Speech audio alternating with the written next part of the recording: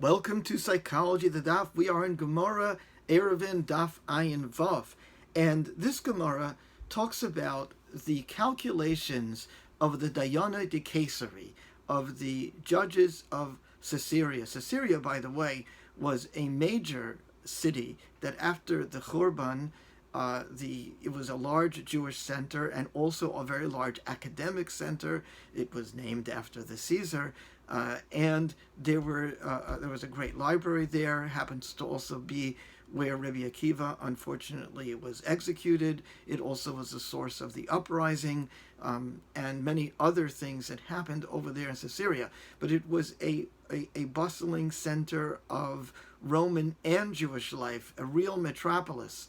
And so the Dayana de Caesarea, the judges of Caesarea, were exposed likely to Pythagorean math and other issues. And that's where we come into a problem over here, because the Gemara says Rabbi Yoḥanan followed the judges of Caesarea who, and I don't want to go too deeply into the mathematical pieces because it would detract, but essentially they held that if you took a circle and you drew a square within the circle, and then you made a square outside of the circle, the perimeter of the outside square would be double the inside square. And the problem with that, and Tosfos raises it over here, is that it is completely inaccurate. Now, the Gemara knows it's inaccurate. The Gemara follows a different formula. The Gemara follows a formula which is an approximation of our pi formula. Instead of 3, it's 3.14. That's pi. The Gemara holds 3. The Tanakh also by Shlomo Melech, by the Am Shlomo, holds 3, and it's not necessarily because they didn't know math, it's because they were more comfortable working with approximations. But in any case, the point is that clearly to say this, you can measure it out and see that it's wrong, because what comes out is that the side wall of a square is double the diagonal. And that's impossible. You could see visually that that's impossible. So Tosfos raises the question, and Tosfos answers, it must be that the Dayanim of Caesarea, the Dayanim de Caesarea, they were referring to area. In other words, not perimeter. The area of a square within a circle is half, or the square that's made outside the circle, around the circle, is double the area of the inside, which actually fairly corresponds if you use the formula, because to take area, it's pi times the radius squared, right? Pi r squared, as opposed to pi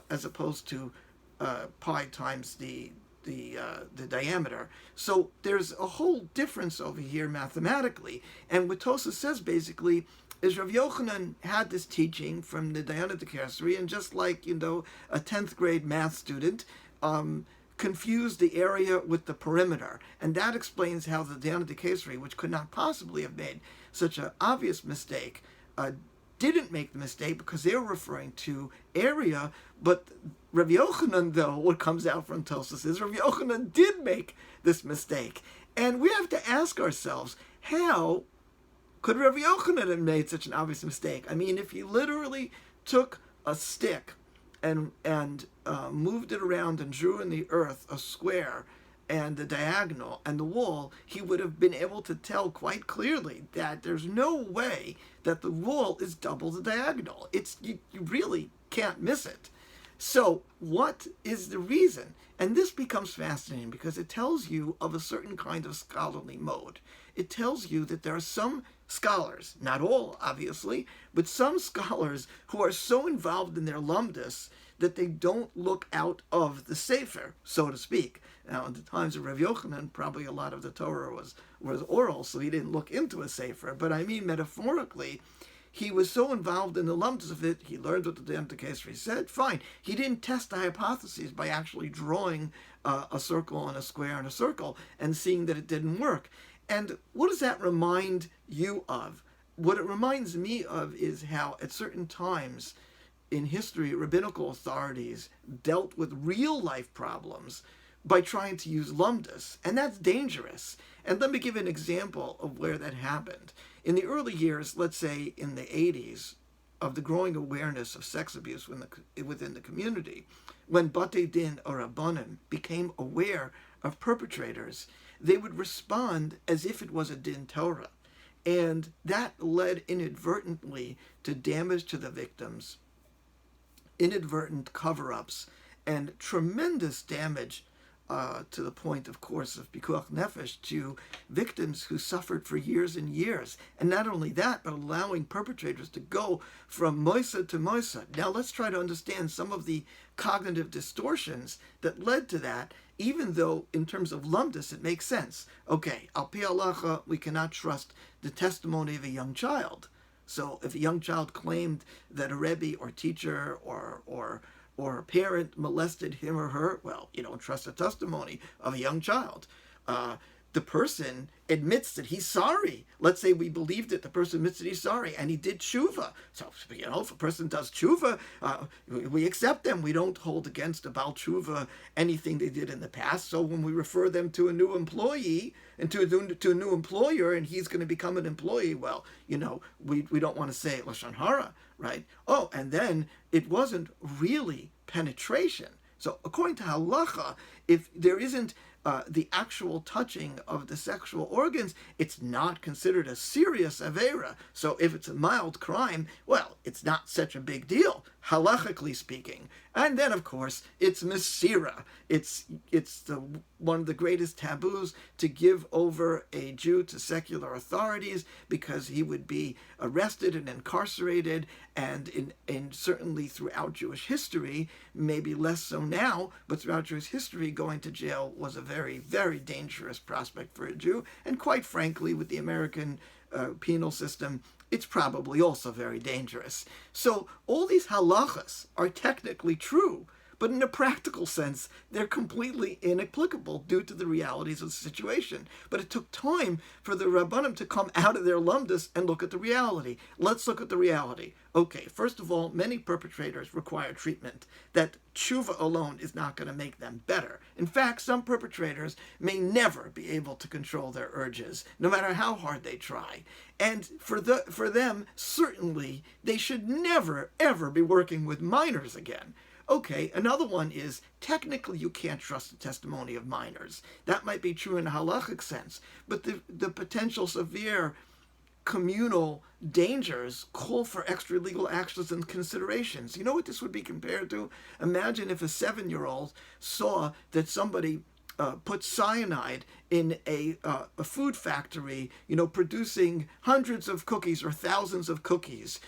Would the rabbis of the Besdin say, this is a katan, so we don't trust the testimony of a katan, and we don't want to ruin the reputation of the owner? Obviously not, because the stakes are so high for causing incredible damage to everybody that, yes, we must put some kind of boundaries around what we believe and what we don't believe, but certainly we're choshesh. So all of a sudden, our way of thinking has changed in regard to this, because we've come to realize how dangerous sexual abuse is. And then the last part is to say, well, halachically it was a minor offense because there wasn't, any contact between the sexual organs.